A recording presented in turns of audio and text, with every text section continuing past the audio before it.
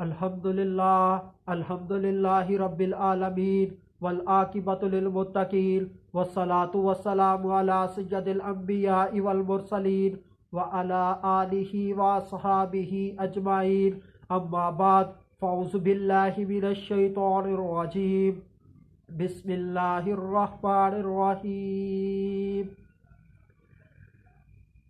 ان حسابهم الا علی ربی لو تشعرون صدق اللہ العظیم ان اللہ وملائکتہ یصلون علی النبی یا ایھا الذین آمنوا صلوا علیہ وسلموا تسلیما اللہم صلی علی سیدنا و مولانا محمد وبارک وسلم وصلوا علیہ الصلاۃ والسلام علیک یا سیدی یا رسول اللہ الصلاۃ والسلام علیک یا سیدی یا حبیب اللہ الصلاۃ والسلام علیک یا سیدی یا محمد رسول اللہ صلی اللہ علیہ وآلہ وسلم۔ اللہ تبارک و تعالیٰ کی حمد و ثنا اور اس کے پیارے حبیب حضرت محمد صلی اللہ علیہ وآلہ وسلم کی ذات اقدس پر درود و سلام کا نذرانہ پیش کرنے کے بعد میں سچے دل سے دعا گو ہوں کہ اللہ عز و جل میرے حاضرین ناظرین سامعین کے مال جان عزت آبرو میں برکتیں عطا فرمائے، اور دعا گو ہوں کہ اللہ عز و جل مجھے حق سچ ٹھیک بیان کرنے کی توفیق عطا فرمائے۔ اگر اس میں غلطی ہو تو اللہ عز و جل اپنے شان کریمی کے صدقے سے مجھ بندہ ناچیز کو معافی عطا فرمائے۔ دعائیہ کلمات کے بعد آج کا جو میرا عنوان ہے وہ ہے علم غیب۔ خطبہ کے اندر تلاوت کی گئی آیت کریمہ سورہ شعراء آیت نمبر 113 پارہ نمبر 19، ترجمہ ان کا حساب تو میرے رب ہی پر ہے، اگر تمہیں حس ہو۔ پچھلی سے پچھلی آیت کریمہ کے اندر کفار نے حضرت نوح علیہ السلام کے صحابہ پر ان کے ایمان اور ان کے پیشے کے حوالے سے اعتراض کیا۔ پچھلی آیت کریمہ کے اندر حضرت نوح علیہ السلام نے کفار سے فرمایا اور نہیں علم مجھے اس کا جو وہ کرتے ہیں۔ اس آیت کریمہ کے اندر جو حضرت نوح علیہ السلام کے صحابہ ہیں ان کا جو ایمان کی حالت ہے اس کا جو حساب لینے والا ہے وہ اللہ ہے۔ ذاتی طور پر علم اللہ ہی کا ہے۔ اللہ جس کو چاہتا ہے اپنے علم میں سے کچھ عطا کر دیتا ہے۔ اللہ کا جو رسول ہوتا ہے، اللہ کا جو نبی ہوتا ہے، اللہ کا جو ولی ہوتا ہے، وہ اپنی طرف سے ذاتی طور پر کچھ بھی نہیں جانتا، اسے کچھ بھی پتہ نہیں ہوتا۔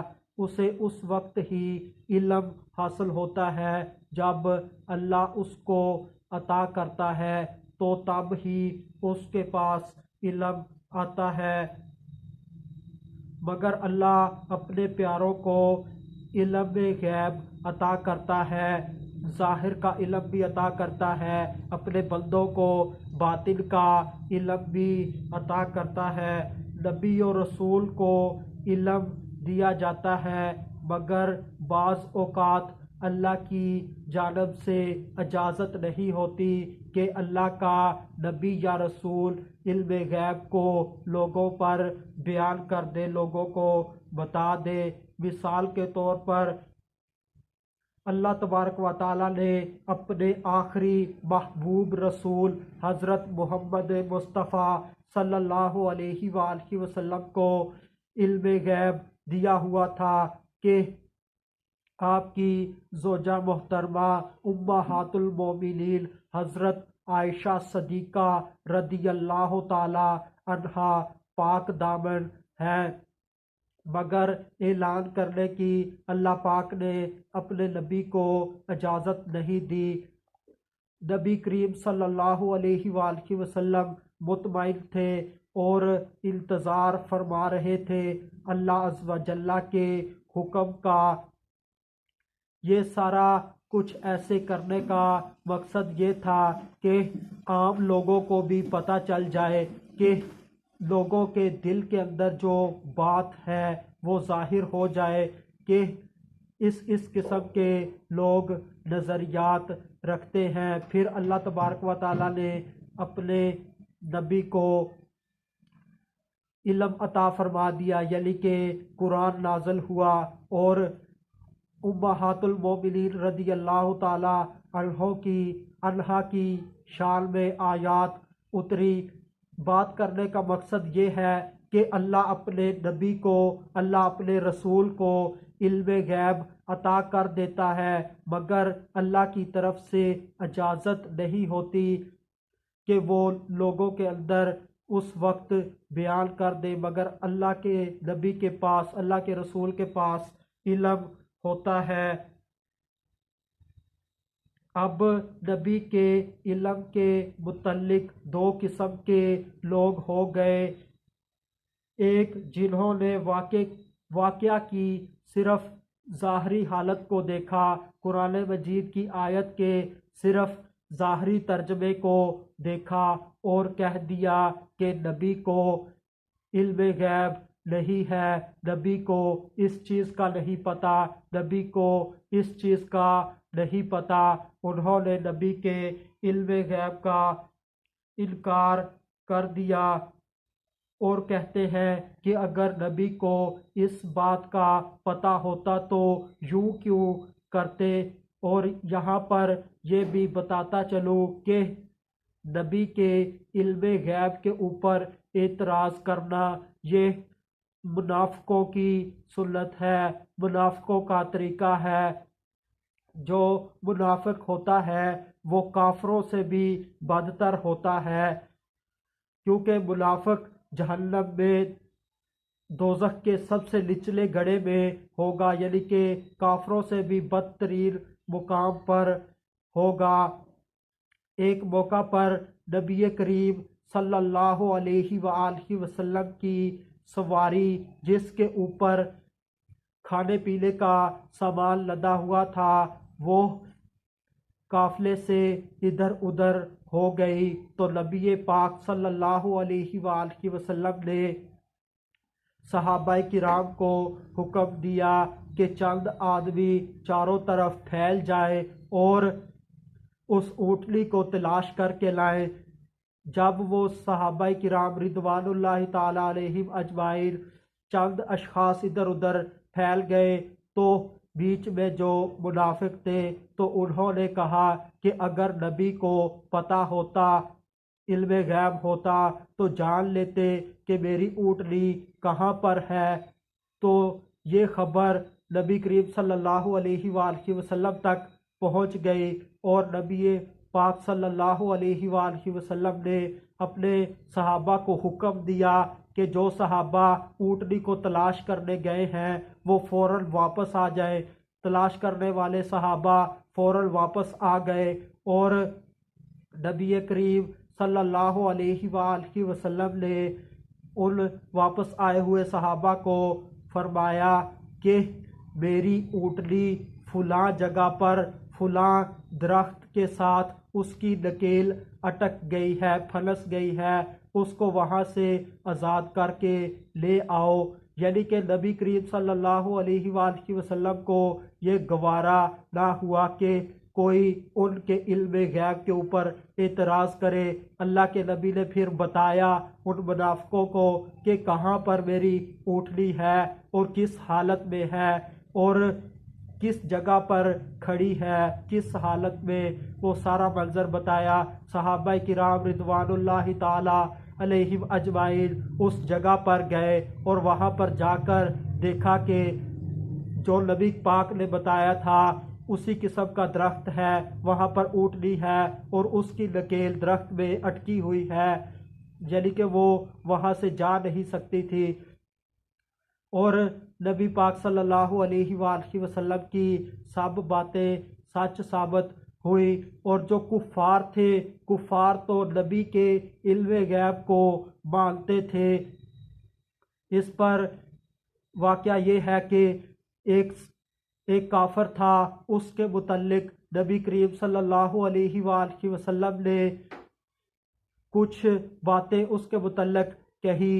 ان میں سے ایک بات یہ کہی کہ تو زنا کی پیداوار ہے، تو اس نے سوچا کہ جو نبی پاک صلی اللہ علیہ وآلہ وسلم نے اتنی ساری باتیں کی ہیں وہ میرے اندر پائی جا رہی ہیں، اور یہ جو مجھے کہا گیا ہے کہ میں زنا کی پیداوار ہوں، تو اس نے کہا یہ بات بھی سچ ثابت ہوگی۔ وہ کافر گھر گیا، اپنی ماں کے اوپر تلوار تانی اور ماں کو کہا کہ سچ سچ بتا کہ کیا معاملہ ہے، نبی نے میرے متعلق یہ کہا ہے۔ تو اس کافر کی ماں نے کہا کہ تیرا باپ نامرد تھا اور تو ایک چرواہے کی اولاد ہے، یہ میں نے اس لیے ایسا کیا کہ تیرے باپ کا مال و دولت تھا وہ ضائع ہو جانا تھا۔ یعنی کہ ایک کافر بھی مانتا ہے کہ اللہ کے جو رسول ہیں، اللہ کے آخری نبی ہیں، ان کو علم غیب ہے۔ علم غیب کا نہ ماننا یہ منافقوں کی سنت ہے، ان کا طریقہ ہے، اور علم غیب کو تو نبی کے علم غیب کو تو کافر بھی مانتے ہیں، اور نبی کے علم پر وہ بھی اعتراض نہیں کرتے۔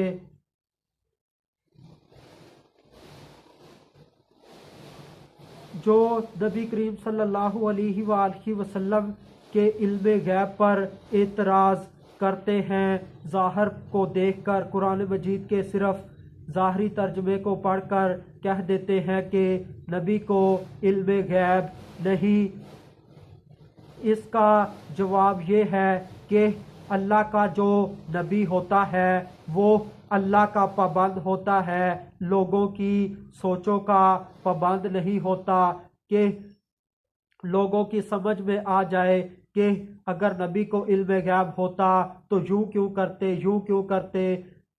تو یہ بندے کی سوچ سے وراء الورا ہے، مقام نبوت، مقام رسالت یہ بندے کی چھوٹی سی سوچ میں آنے والا نہیں ہے۔ یہاں پر عقل کے گھوڑے نہیں دوڑانے چاہیے۔ نبی اللہ کی طرف سے علم آ جانے کے باوجود بھی سکوت اختیار کرتا ہے، وضاحت نہیں فرماتا، تو اس میں اللہ کا حکم ہوتا ہے۔ اللہ کے حکم کی وجہ سے نبی وضاحت نہیں کرتا، اللہ کی طرف سے اجازت نہیں ہوتی۔ مثال کے طور پر نبی پاک صلی اللہ علیہ وآلہ وسلم کو علم تھا کہ میں اللہ کا رسول ہوں، تو اسی لیے نبی پاک صلی اللہ علیہ وآلہ وسلم نے فرمایا میں اس وقت بھی اللہ کا نبی تھا جب حضرت آدم علیہ السلام پانی اور مٹی کے درمیان میں تھے، مگر نبی پاک صلی اللہ علیہ وآلہ وسلم نے اپنے نبی ہونے کا اعلان اتنا عرصہ نہیں کیا، کیونکہ اللہ کی طرف سے اعلان کرنے کا حکم جو نہیں تھا۔ جب نبی پاک صلی اللہ علیہ وآلہ وسلم کو اللہ کی طرف سے حکم مل گیا کہ اعلان نبوت کر دو، یعنی کہ لوگوں کو بتا دو کہ میں اللہ کا آخری رسول ہوں، تو اللہ کے آخری رسول محمد عربی صلی اللہ علیہ وآلہ وسلم نے لوگوں کو بتا دیا، حالانکہ اس سے قبل جانتے تھے کہ میں اللہ کا رسول ہوں۔ 40 سال کی عمر میں اعلان نبوت فرمایا۔ اب جن لوگوں نے اللہ کی شان حکمتوں کو سمجھا، نبی کریم صلی اللہ علیہ وآلہ وسلم کے مقام نبوت اور رسالت کو سمجھا، تو انہوں نے یہ کہا کہ اللہ کے نبی کو، اللہ کے رسول کو اللہ کی طرف سے علم غیب حاصل ہوتا ہے۔ اللہ اپنے نبی کو علم غیب سے نوازتا ہے۔ نبی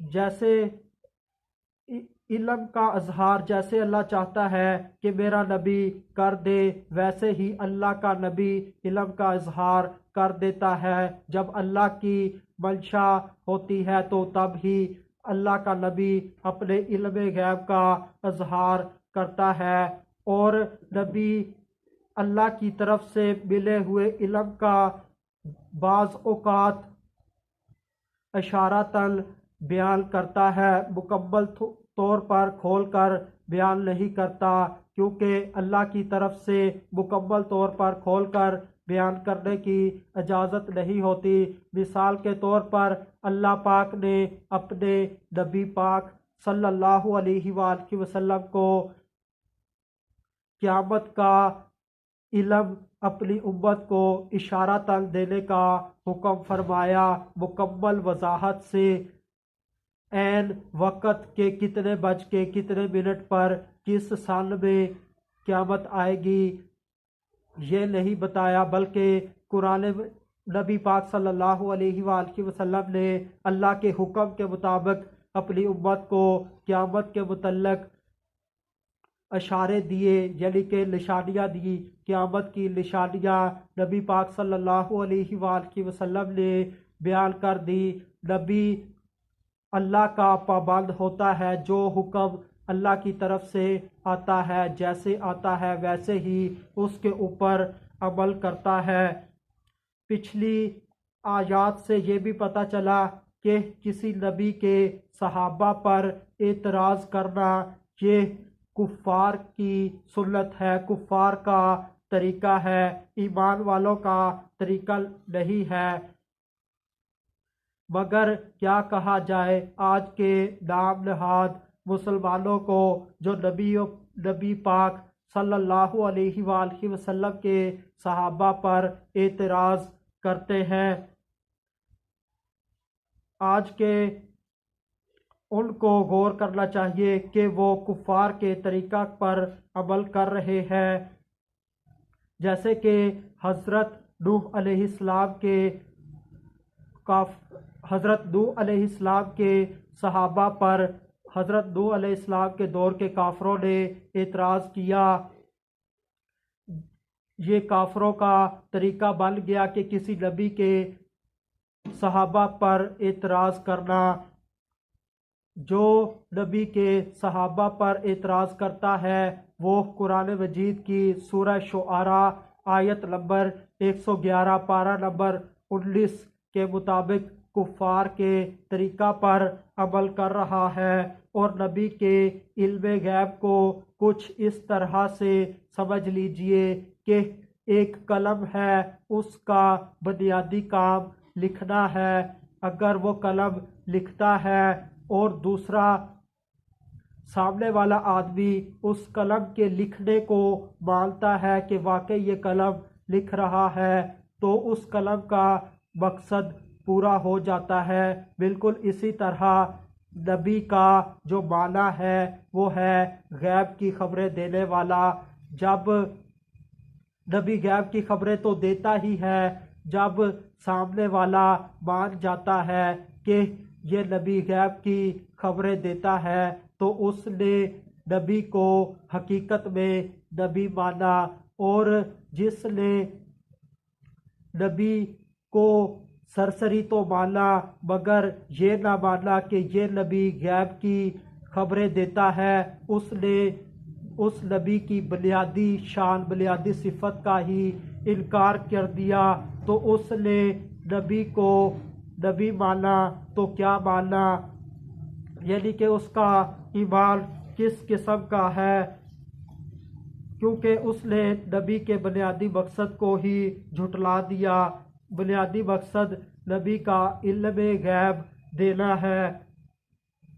نبی نے غیب کا علم دیا کہ اللہ ہے، ہم نے مان لیا۔ نبی نے غیب کا علم دیا کہ اللہ ایک ہے، ہم نے مان لیا۔